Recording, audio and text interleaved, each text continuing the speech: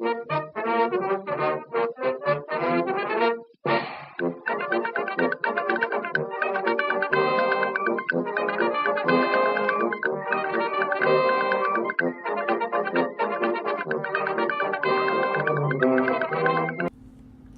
everyone, time for another video. It's been a while. I'm not even sure how long it's been. The past couple weeks have been kind of crazy. Lots of running, lots of errands, we've been here 5 months already, and it's like it's so hard to get settled in Florida. I don't know what it is.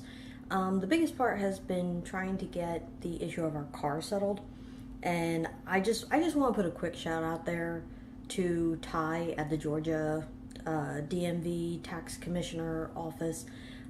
He's been really helpful with getting our title straightened out from Florida, so we can change it over to Florida. It's been a bear, and Ty has been really helpful. So Ty in Atlanta at the DMV, thank you so much for your help. Really appreciate it. Today we're going to talk about The Girl with All the Gifts. The average Goodreads rating for this was 3.93, but I'll be honest, I could only, in good conscience, give it 2 stars. And this was one of those books, I ended up not finishing it. Like, I couldn't... When it comes to library books, and it's time to return it, there are 3 possible endings. You return it because you didn't read it, you renew it, or say, don't return it, I'm not done with it yet. Or you say, go ahead and return it, even though you're not done. And unfortunately, The Girl with All the Gifts fell in that last category. And I think the downfall of it came down to two main things. First off, the oversaturation of pop culture with zombies. Whether it's The Walking Dead, Fear the Walking Dead, the zombie movies, the iZombie TV show, all the books, and, this had some other thing. It's just been overdone, and I didn't feel like this book really added anything to the literature or to the culture, the zombie culture. I didn't feel like it added anything. It had a couple interesting points, but I don't feel like it was enough to redeem it. And second, it just felt like the book, from the characters to the plot, everything was very cliche. I mentioned with Into the Water, you put the book down, you walk away, you came back, you had to reacquaint yourself with it because there were so many characters.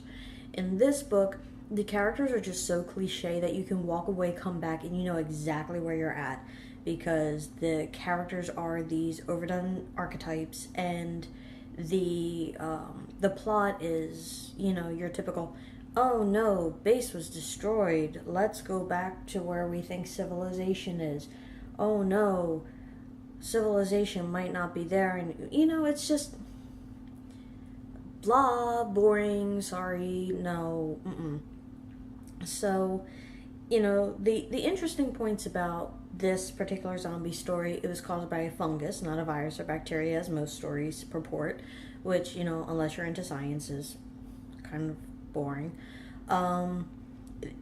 The hungries, in this case, there is a potential, especially in children, for them to maintain their IQ, or to appear to be normal children, except, they don't need to eat but once a week, and if you get too close to them or they smell your scent, they start changing into, like they're ready to chomp down on your arm. But even then, it's a cliche theme of the monster that wants to be more. And of course, you have the character who empathizes with the monster, who wants to be more, and there's the character that wants to destroy the monster that wants to be more. So it's just, you have the soldier, born and bred, with a thing for the sassy civilian, and you got the sassy civilian with, some element of her past, and just overdone and boring and blah, and just typical archetypes and typical storylines, and the the few interesting points that were in there, I don't feel were enough to redeem it. I'd honestly just rather sit down and read the Walking Dead comics from start to finish, if I'm going to go into zombie literature. If I'm going to read a book about the monster who wants to be more, I'll read this Savage Song, which I think was much, much better. So I ended up not finishing it. I mean, I probably could have if I pushed myself, but it was due back at the library, and, it wasn't one of those books that I felt compelled to take it with me when I left the house. I didn't, when I was sitting around trying to think of something to do, it didn't pop up, oh, hey, I can finish reading that. I kind of had to force myself to read it just because it was so, it didn't do anything for me. It didn't add anything. The characters didn't draw me in. I wasn't invested in them. And, and I hate to say things like that and to put it that way, but one, it's honesty. I can't really think of a much nicer way to say it was boring. It was not gripping. It was not interesting. It lacked something. But I just couldn't get into it. And, and I hate to say that, especially, because I know somewhere, the author sat and outlined it and wrote it and labored over it and worried about it and, try to imagine how the reader was going to take, oh, what about this? What about this? What about this? Are they going to be surprised? Is it too cliche? Is it too trite? Is it too this? Is it too that? And I know, or I assume, this writer really labored over this book. But it wasn't for me. Obviously, from the average Goodreads rating, it hit the spot for a lot of people. And the book did have some big names recommending it, and obviously I already returned the book, so I don't have the cover in front of me to tell you who, but I did remember them as big names. But it's just,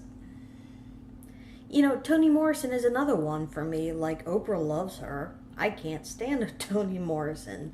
So, not every author is for everyone, but in this particular case, I can think of better books to read. One of them being this Savage Song. I would much rather read that. I'd much rather sit down and read the Walking Dead graphic novel series. I'd rather sit down and just, watch The Walking Dead. Fear the Walking Dead I couldn't get into, but The Walking Dead I could. So I don't know. Were there any books that you were disappointed by? I didn't read Toni Morrison for pleasure. I had to read her for school, so I was kind of stuck there. But I remember being distinctly about it. John Steinbeck, I'm not really a fan of, and he's supposed to be one of America's greatest writers. Disappointment in books. I'm sure if I sat down and thought about it, I could come up with a couple more, but those are the two big authors that I'm just like, no. And this book, big disappointment for me. Into the Water, another big disappointment for me. But I don't know. So there is one part in the story, and I'll ask you. I mentioned a civilian with something in her past. So this one particular civilian, a couple days before the zombie outbreak occurs, she is a drunk driver in an accident where she kills a child like 8 years old, and she takes off because she's a doctoral student and this will destroy her entire career in psychology and da-da-da. And the entire time she's thinking about reporting it, and she ends up never doing so. And then the outbreak happens and the world goes to hell and it doesn't matter anymore. But she's telling the soldier this, and he says, I'm sure you would have done the right thing. I don't know, how would you react in that situation? Where you've been involved in this accident and you didn't report it right away, and then all of a sudden this outbreak occurs. Like, would you consider that, like, there's no good way I can put this without sounding like a horrible human being. Would you consider, like, that you were saved by the bell in a way in that instance? Or would you still try to report yourself? Or, like, what would you do in that scenario? For me, I'm not sure what I would do, because, you know, the world as we know it is kind of over, or ending, so do I really want to be, you know, put in prison? You know, and I don't think the book really addressed, like, what happened to the court system in the immediate aftermath, but you probably would have ended up just languishing in jail for a long, long time. So I don't know, what would you have done? Like, how would you view that, or what would you do? And tell me what books you're disappointed in, or were disappointed in. What books did you start you were really looking forward to that you just, oh, you know, kind of sucked? And I don't know. I'm kind of going off script for today's video. I felt really bad because I haven't put one out in a while. Trust me, it's not for lack of trying. My husband is working nights now, and he sleeps during the day. So, you know, if the kids aren't sleeping, it's very hard for me to, you know, pull the camera out and get this done without getting interrupted. In the works for the next video, I am reading, what is it called? Eleanor Oliphant is Completely Fine, and this is a book I will fight to keep out of the library until I finish it. It is actually really, really good. It's a recent release. I've got less than 100 pages left in it, and I am curious to see how it ends. I have a feeling I know how it's going to end. I just don't know how that ending is going to come into being, if you know what I mean. Like, you know, Eleanor's mother is in prison, and you don't know what exactly she did. You just know that there was a big fire. So I have a feeling I know how it's going to end, but I don't know how everything's going to kind of lay itself out. So, in the meantime, that's it. Going to keep this video relatively short because I got to go cook dinner for the wee ones. But hit me up, hit like, hit subscribe, answer my questions down below. And until next time, readers, hopefully it won't be too long, but I think you will enjoy my review of the next book. And until next time, readers, have a great, wonderful time. And if you're in Florida, hurricane season just started a couple of days ago. Stay safe, please. There's a lot of rain coming. Drive safe out there.